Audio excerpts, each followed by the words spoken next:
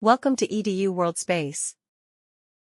So continuing on with the podcasts around the reactivity of the nonmetals, the first thing we're doing in this podcast is balancing out an equation. So that means that we have the same number of atoms on both sides of the equation. So we have N2H4 in the gaseous state, add O2 in the gaseous state, that is in equilibrium with N2. In the gaseous state, add 2H2O in the liquid state. So we're calculating the enthalpy change for the reaction.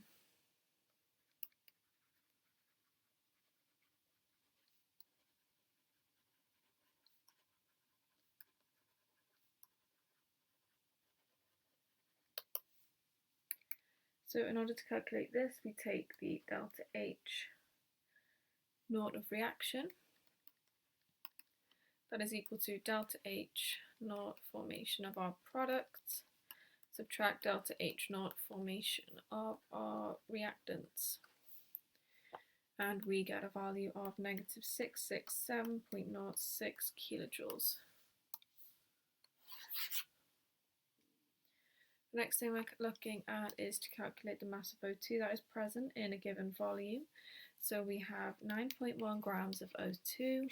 We divide that by 10 grams of H2O, multiplied by 1.0 grams H2O, divided by 1 milliliter of H2O, multiplied by 1,000 milliliters, divided by 1 liter, multiplied by 3.0 times 10 to the 4 liters. We get 2.73 times 10 to the 2 grams of O2.